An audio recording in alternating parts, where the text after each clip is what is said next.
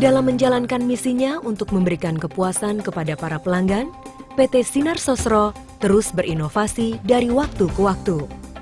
Salah satunya adalah munculnya produk Sosro yang tersedia dalam berbagai kemasan satu kali pakai atau dikenal dengan sebutan OWP, yaitu One Way Packaging, seperti kemasan kotak tetra atau tetra pak, kaleng, pouch, dan botol PET atau polyethylene trete palette, atau botol plastik yang didesain khusus dapat diisi dengan cairan suhu panas tanpa mengalami reaksi. Seluruh kemasan tersebut diproses secara higienis dengan mesin berteknologi tinggi. Teh botol Sosro dalam kemasan kotak contohnya tersedia dalam volume 200 ml, 250 ml, dan 1 liter. Proses pembuatan teh botol Sosro kotak ini hanya terdapat di pabrik PT Sinar Sosro yang berlokasi di Tambun, Cibitung, dan Gresik. Untuk mengetahui lebih jelas lagi, mari kita lihat bersama proses produksi dari teh botol Sosro kotak. Yang pertama dilakukan adalah pemilihan bahan baku. Teh botol Sosro kotak hanya memakai bahan baku asli dan alami, yakni teh wangi, gula pasir, dan air. Teh wangi yang digunakan adalah teh hijau dengan kualitas terbaik, yakni daun teh yang hanya diambil 3 lembar pucuknya saja dan berasal dari perkebunan Sosro sendiri, yang terletak di Garut, Cianjur, Tasikmalaya, dan Pengalengan. Daun teh tersebut dicampur dengan bunga melati sehingga menjadi teh wangi dan merupakan bahan baku teh botol Sosro kotak.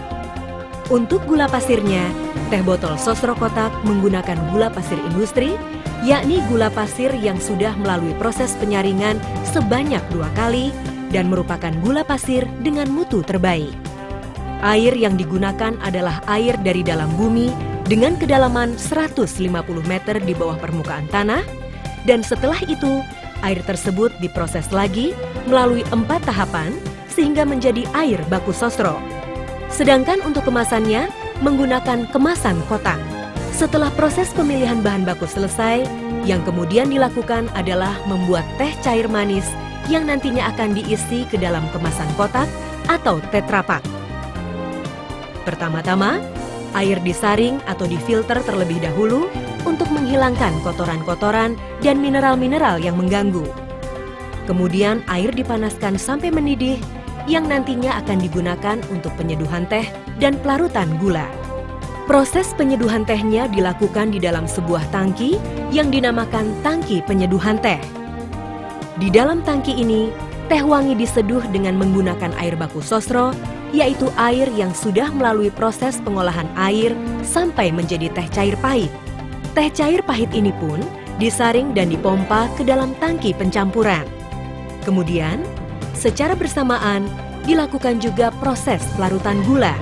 Proses pelarutan gula ini dilakukan dengan mencampur gula pasir industri dengan air mendidih sampai menjadi sirup gula yang kemudian disaring dan dipompa ke dalam tangki pencampuran. Di dalam tangki pencampuran ini, sirup gula dicampur dengan teh cair pahit sehingga menjadi teh cair manis yang merupakan bahan baku dari teh botol Sosro kotak. Teh cair manis ini kemudian dipanaskan lagi sampai suhu 140 derajat Celcius selama 4 detik. Setelah dipanaskan, teh cair manis tersebut didinginkan hingga mencapai suhu 37 derajat Celcius.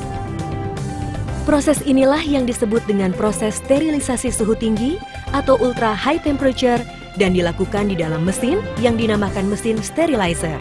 Proses sterilisasi ini berfungsi untuk membunuh kuman-kuman yang ada di dalam teh cair manis tersebut, sehingga teh cair manis menjadi steril sebelum dimasukkan ke dalam kemasan tetra pak.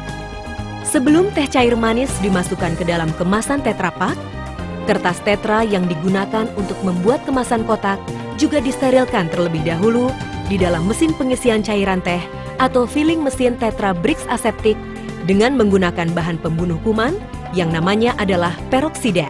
Kemudian, sebelum diisi cairan, peroksida harus dihilangkan terlebih dahulu dengan menyemprotkan angin panas yang berfungsi untuk menguapkan sisa peroksida sehingga kemasan kotak tersebut menjadi steril atau benar-benar bersih. Setelah kemasan Tetra Pak sudah steril, maka mulailah dilakukan proses pengisian teh cair manis ke dalam kemasan kotak. Begitu diisi, kemasan langsung disegel atau dirapatkan untuk mencegah udara masuk ke dalam kemasan. Setelah itu, kemasan tersebut berjalan ke mesin pemasangan sedotan atau disebut juga mesin straw applicator. Di dalam mesin ini, kemasan tersebut akan ditempelkan sedotan atau straw dengan menggunakan lem khusus secara otomatis. Selanjutnya, kemasan yang sudah dilengkapi oleh sedotan dibawa oleh mesin pembawa kemasan dari satu proses ke proses yang lain atau disebut juga mesin conveyor menuju mesin yang memasukkan teh botol sosro kotak ke dalam karton atau disebut juga cardboard packer. Di dalam mesin cardboard packer, teh botol sosro kotak yang sudah selesai diproduksi dikemas ke dalam karton. Satu kartonnya akan berisi 24 kotak. Karton yang sudah terisi 24 kotak kemudian dilipat dan dirapatkan serta direkatkan dengan menggunakan lem secara otomatis. Karton yang sudah ditutup dan dilem tersebut akan dicap kode produksi dan selanjutnya disusun di atas palet. Proses penyusunan karton ke atas palet dinamakan stacking. Stacking ini dilakukan secara manual. Setiap palet terdiri dari 8 tumpuk karton. Setelah palet sudah lengkap berisi 8 tumpuk, palet tersebut ditempel stiker kode produksi, tanggal produksi, kode shift, formasi, dan nomor palet.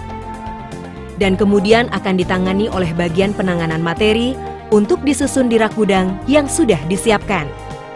Kita sudah menyaksikan bagaimana proses pembuatan dari teh botol sosro kotak.